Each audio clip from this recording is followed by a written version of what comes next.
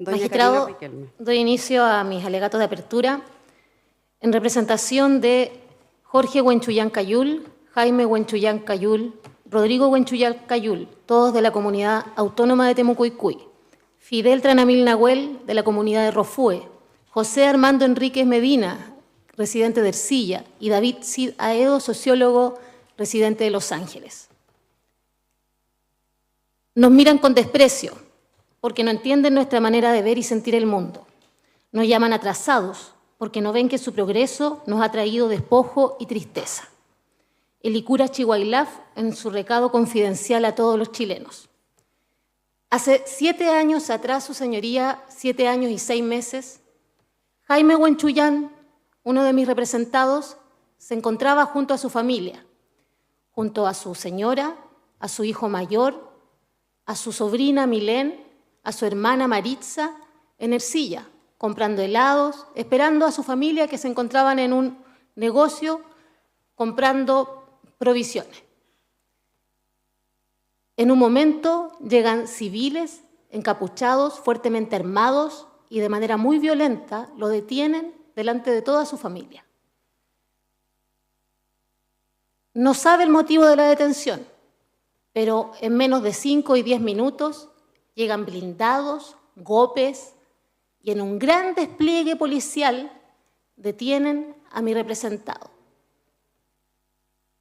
Él, como ya lo dije, no sabe el motivo, ciertamente es un hecho muy traumático para todos aquellos que lo vivieron, para toda su familia que lo acompañaba y para él mismo. Cuando llegan los golpes, insistentemente buscan y le piden un teléfono celular.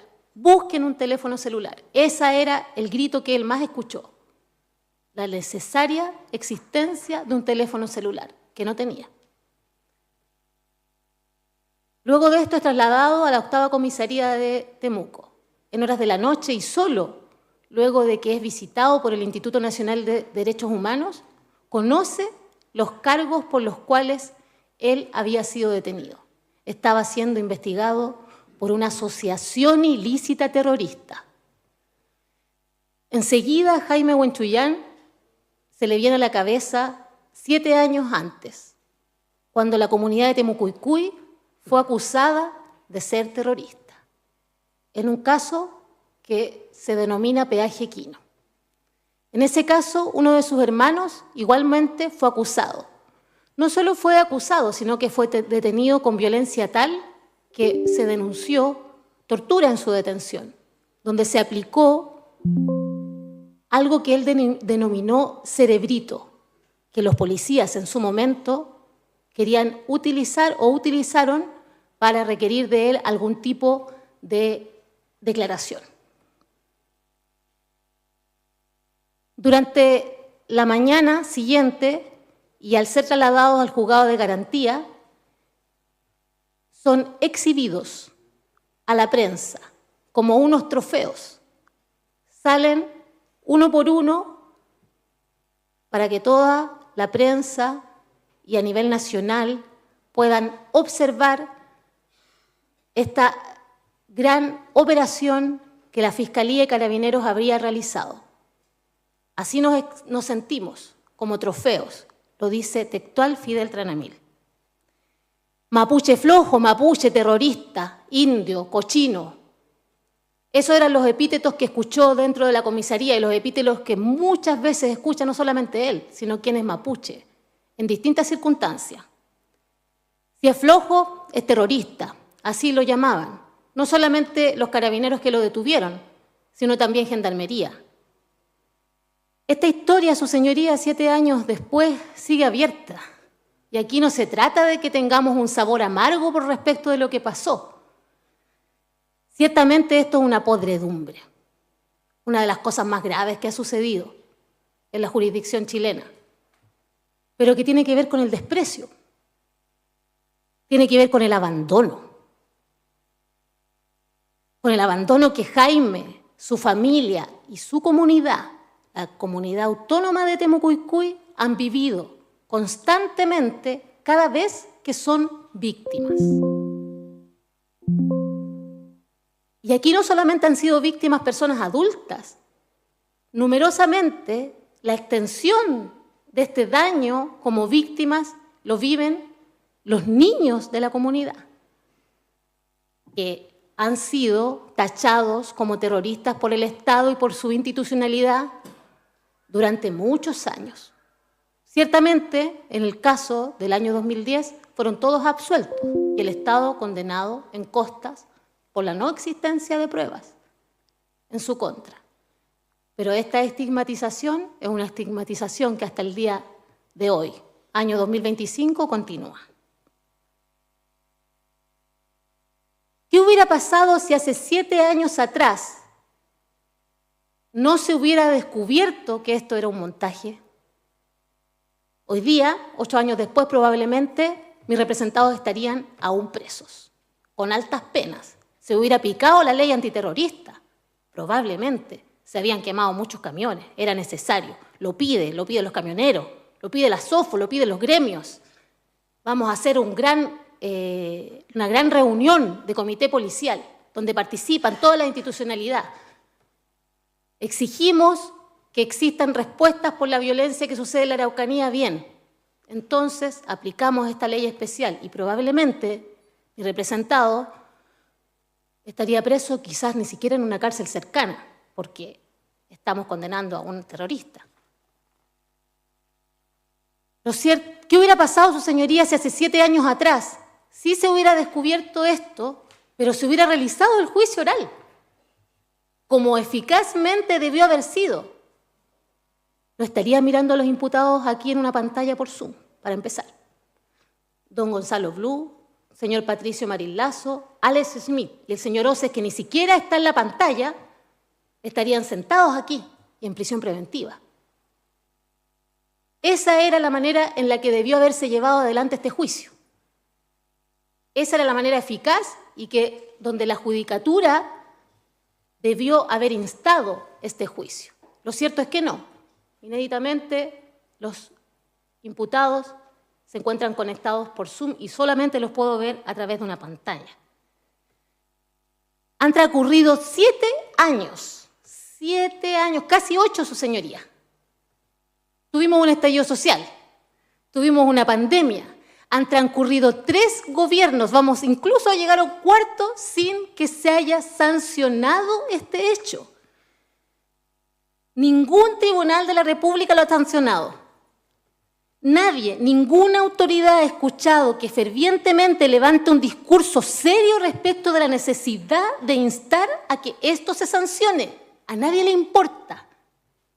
A nadie le ha importado. Y esa es la verdad. Aquí estamos, 7 años después, con muchas dificultades para los querellantes, porque no existe una defensoría de las víctimas y somos querellantes particulares, para llegar y poder venir a este juicio. ¿Y a nadie le importa que se sancionen este tipo de delitos? ¿A nadie le importa que se sancione la confianza en la institucionalidad? Para que de esta manera nuestra sociedad tenga un correcto y armonioso desarrollo, como todos debiéramos querer, no importando nuestros orígenes. Lo cierto es que hoy la realidad es que recién, 2025, marzo, estamos comenzando este juicio oral. La mayoría de los intervinientes acá hemos estado desde el día 1, desde la formalización. Empezamos este juicio oral con las solicitudes de inhabilidad de los jueces. No hay sorpresa de parte de quienes hemos participado en este proceso respecto de las numerosas solicitudes que han presentado las defensas. Ciertamente que jugar con algo tan importante como la imparcialidad del tribunal es algo que no nos parece llamativo al menos y que incluso le otorga la poca seriedad con la que trabaja la defensa y el poco respeto que tiene del Estado de Derecho. Empezamos este juicio con los imputados en su casa, sin el señor Oces en la pantalla, con algunos más respetuosos que otros, que se sientan a escuchar este juicio, y otros que caminan por un supermercado como el día de ayer el señor Oces, que todos pudimos ver, que fue a realizar sus compras mientras se desarrollaba el juicio. Esto es completamente inédito. Todo el alegato de apertura, el señor Ose, pudimos ver que realizó la compra de sus provisiones, se subió a su vehículo, como si no estuviera arriesgando más de 25 años, como si no hubiera realizado uno de los delitos más graves y no hubiera participado en uno de los hechos que ha quebrado más gravemente la institucionalidad chilena. Lo cierto es que hoy los imputados han evadido la justicia. Eso es lo que ha sucedido y la institucionalidad ha dejado que esto suceda. Mis representados tuvieron que pasar ciertamente el primer día del juicio 3 anillos de seguridad, porque nunca han sido mirados como víctimas. Y lo que hoy día requieren y lo que hoy día buscan en este juicio es una tutela judicial efectiva, un acceso a justicia. Su señoría, respecto de los hechos que se leyeron latamente el primer día que se dio inicio a este juicio oral, nombraré con sus números aquellos en los cuales nosotros participaremos activamente, y es el hecho 2, el 3, el 4, el 6, el 8 y el 10. Estos hechos en particular fueron motivados por el odio. Suena muy fuerte decirlo, pero es así. Y es muy importante que este tribunal mire con absoluto recelo, especialmente hoy día, en un mundo en que los derechos humanos se están tambaleando.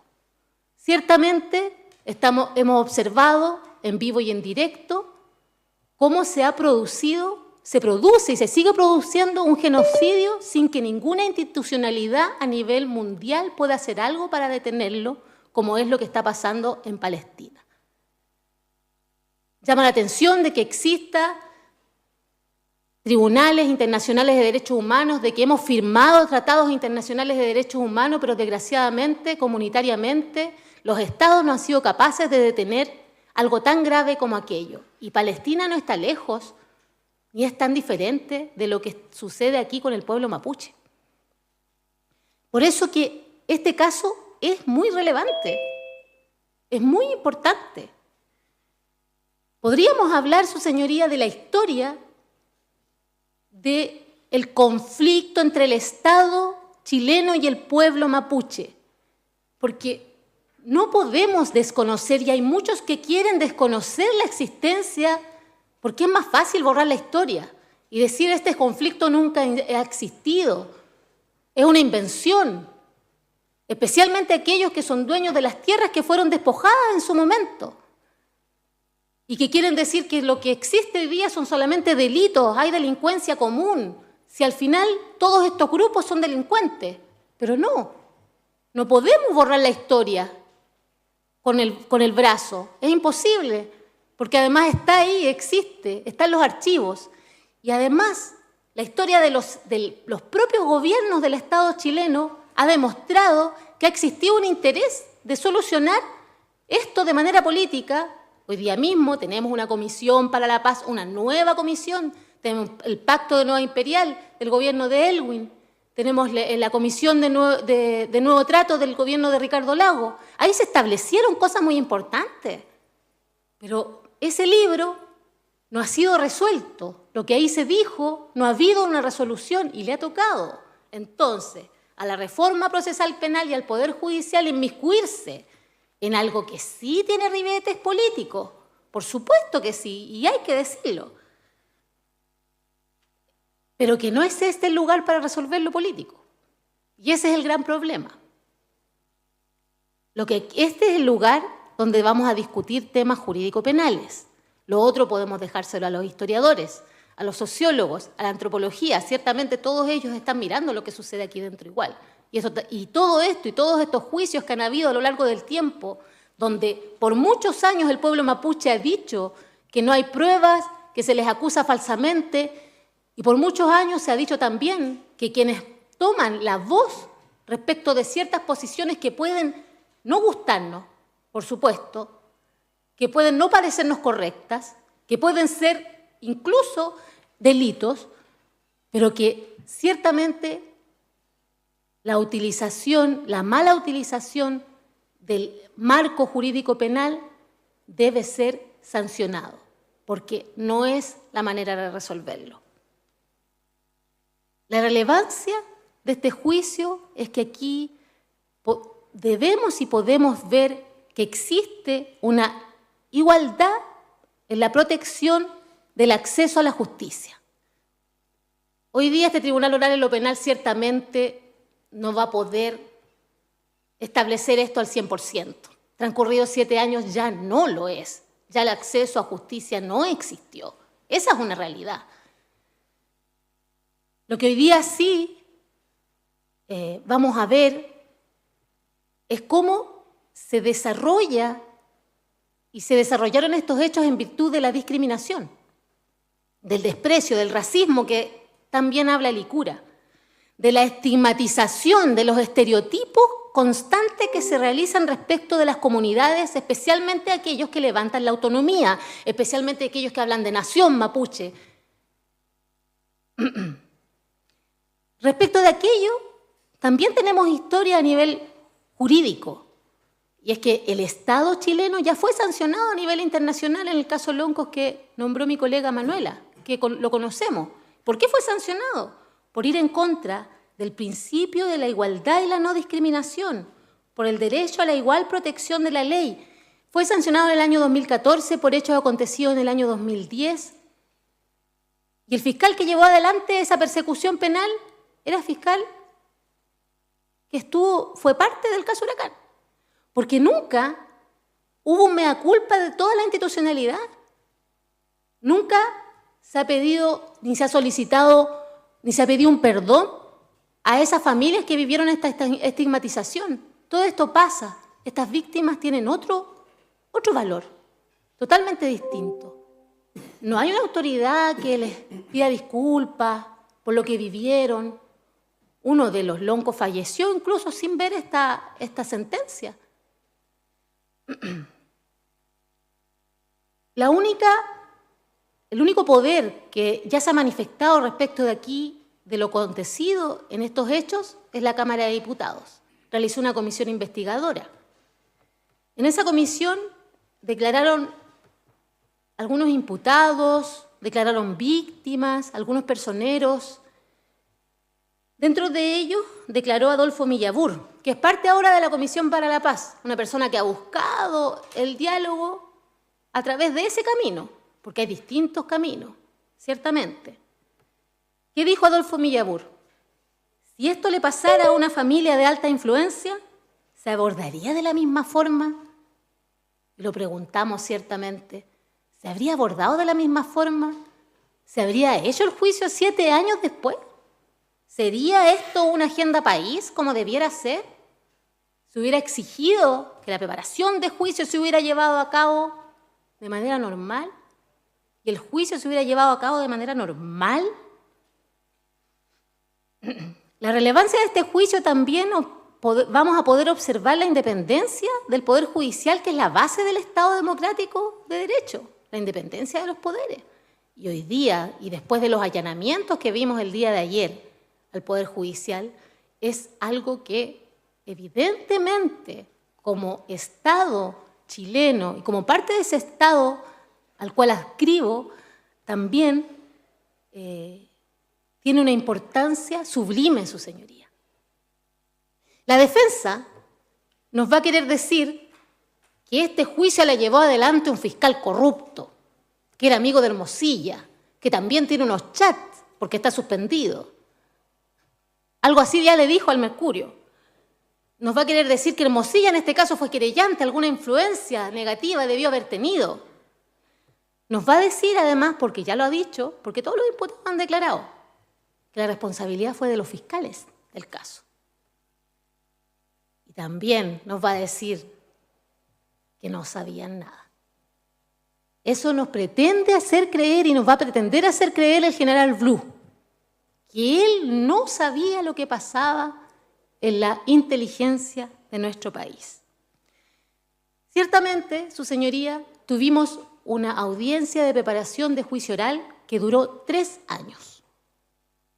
Así que cualquier sospecha de una investigación indebida o que se hayan vulnerado los derechos fundamentales de los imputados de esta causa han quedado completa y absolutamente refrendados con la cantidad de solicitudes que se les dieron y el trato muy especial que le dio la jueza de garantía a cada uno de los imputados para que esta causa no tuviera ningún problema procesal. Así lo dijo cada vez que suspendió para que cada uno de los recursos fueran presentados sin ningún problema ante la Corte de Apelación o en los tribunales que fuera necesario, porque hasta el Tribunal Constitucional vio esta causa.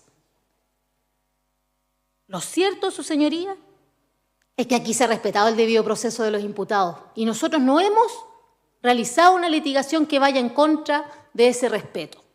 La misma Corte de Apelaciones de Temuco, tardíamente creemos, ordena la prosecución a través de un pleno de la Corte de esta audiencia de preparación de juicio oral. Por favor, que se lleve adelante. Estaba siendo un poco escandaloso que ya habrían transcurrido tantos años y no había ninguna sanción. Esta es una de las investigaciones más grandes de la reforma procesal penal, en particular en nivel de número de evidencia. Aquí se allana una unidad de inteligencia especial operativa que mantiene mucha evidencia tecnológica. Y se ha dado el tiempo necesario tanto para el acceso de esta evidencia como para la revisión de aquella. Y se ha respetado la presunción de inocencia de los imputados que están todos hoy día desde sus domicilios observando este juicio. Una de las características de este proceso es la utilización de una ley especial. Eso le da una característica particular. ¿Y la utilización de qué ley? De la ley de inteligencia. Esta ley de inteligencia tiene distintos objetivos, muy distintos a los que tiene la ley procesal penal que busca perseguir delitos. Busca la ley de inteligencia proteger la soberanía nacional. Pero también contempla la posibilidad de liberar información cuando sea necesario en su artículo 39. Y no fue la primera vez que se liberó la información. En el año 2014, también en una causa en relación al tema del conflicto entre el Estado y el pueblo mapuche, ya se había liberado información respecto de aquello. ¿Cuál es el problema? Y lo dice en su libro Sistema de Inteligencia Chileno, Rodrigo Vera Lama. Hay una peligrosidad en el uso de las policías. ¿Por qué? Porque estas policías no son contratados específicamente para hacer solo labores de inteligencia, sino que paralelamente realizan ambas labores. Y esa es la peligrosidad y ese es el problema. Porque ¿cómo hacen la distinción cuando están realizando algún tipo de investigación secreta, por cierto, en la mayoría de los casos, a cuando deben realizar otra investigación con las limitaciones que el proceso penal establece respecto de los imputados? ¿Cuál es el límite mental que tienen que hacer los imputados? Como por ejemplo Patricio Marín Lazo, que fue parte del equipo que imputó en el año 2010 Peaje Quino y otras causas en contra de también dirigentes mapuches muy conocidos, donde se invoca la ley antiterrorista, donde hubo una gran huelga de hambre, donde incluso hubieron niños mapuches acusados de terroristas. ¿Cómo él hace ahora para olvidarse de esos apellidos, de esos nombres, de esos blancos investigativos, de esos sospechosos de siempre? Complicado, ciertamente. Y ese es un problema respecto de la inteligencia, respecto de la persecución de delitos. Respecto de la utilización de la información de inteligencia, además, que es elegida por quienes son parte de estos equipos para liberársela al Ministerio Público, y lo que no quieren entregarle, no le entregan. Ciertamente, su señoría, hoy día los miembros que están siendo juzgados, los miembros de Carabineros de Chile, aquí se apartaron de las normas legales. Se apartaron de la ley, y no con cualquier motivo ni con cualquier razón. Se apartaron motivados por la discriminación, por una mirada de inferioridad en contra de las personas, miembros del pueblo mapuche, y en particular por las personas de las comunidades que nombré. porque para ellos siempre ellos han sido subversivos, mapuches violentos. Para ellos siempre estas comunidades y estas agrupaciones son sospechosas. Por eso es que deciden asociarse y agruparse y crear prueba falsa. Por eso, porque era necesario además, en virtud de la presión existente, generar esta apariencia de eficacia en sus investigaciones, porque hay que recordar, y lo veremos en la prueba, que habían sucedido atentados con numerosos camiones quemados. Entonces, se exigía un rápido actuar. Por eso ellos le entregaron información falsa a un ministro de Corte, y no solamente respecto de personas mapuches, sino que cualquiera que apoyara de la forma que fuera esta ideología. Periodistas, actores, abogados, niños, mujeres. Lo bueno es que en este juicio existirá prueba irrefutable, porque tendremos prueba documental, que dará cuenta de las falsedades y además prueba pericial, que nos explicará por qué estos mensajes fueron inoculados, de qué manera se comprueba aquello. Así, esta misma prueba sirvió para que mis representados fueran sobreseídos definitivamente. Y ciertamente, su señoría, mis representados fueron sobreseídos luego de que 2 fiscales lo fueran en primera instancia. Porque el 14 de enero del 2018, su señoría, el Mercurio da cuenta de que aparentemente habría existido una filtración de información desde la Fiscalía hacia la coordinadora Arauco Mayeco. Y es en ese momento cuando todos pudimos ver públicamente cómo Fiscalía se enfrenta con Carabineros de Chile. Y se enfrentaron con duros epítetos. Ahora, a diferencia de la investigación en contra de los mapuches, en esta oportunidad la Fiscalía, al conversar con sus fiscales que estaban allí siendo nombrados, les creyeron inmediatamente cuando ellos dijeron que nunca habían escrito esos mensajes, que esos mensajes no eran verdades. Y respecto de ese caso, de manera muy rápida solicitan sobreseimiento definitivo y vamos nosotros primero a ver el sobreseimiento definitivo de los fiscales, mientras nuestros representados seguían siendo investigados. 10 días después de esta filtración del diario El Mercurio se solicita el cierre de investigación respecto de mis representados y no se pide una audiencia de sobreseimiento definitivo, se pide un no perseverar. El gobierno de ese entonces incluso hace un téngase presente para reabrir la causa porque se le pasó el plazo después del cierre de investigación y alega en la audiencia que esa causa tiene que seguir en contra del mapuche, a diferencia de los fiscales que también tuvieron un informe de liberación y que fueron sobreseídos. Respecto de las razones dogmáticas, doctrinarias y jurídicas que ya fueron expuestos por mi colega Manuel Arroyo, me adhiero a ellas y solicito a su señoría que este Tribunal Oral en lo Penal, en definitiva, vele porque este juicio oral no sea un juicio oral en el cual se conozca porque se ha discriminado arbitrariamente, tal y como ha sucedido, como sucedió en esta investigación. Que no se recuerde porque una parte de la institucionalidad pone un tanque para no ser allanado. Y luego, la única manera en que se realiza el allanamiento es a través de la supervisión de otro carabinero que indica a la PDI qué es lo que puede y qué es lo que no puede, 48 horas después. No se entró inmediatamente a Carabineros, no se pudo entrar. Que no sea un proceso y que nunca más exista un proceso donde se sigan a los abogados querellantes representantes de las víctimas, donde se fotografíe, donde se les apunte con láser en sus casas. Que no se siga denominando y tratando a los niños como terroristas, porque fueron 17 personas las denominadas en el informe 130 y dentro de eso había niños, fotografías de niños. Que no se trate más como delincuentes a mí representados, a las víctimas de este proceso, porque en todo este proceso hemos sido tratados como delincuentes, públicamente. Y lo que nosotros solicitamos aquí es que se ponga en el lugar que en derecho corresponde.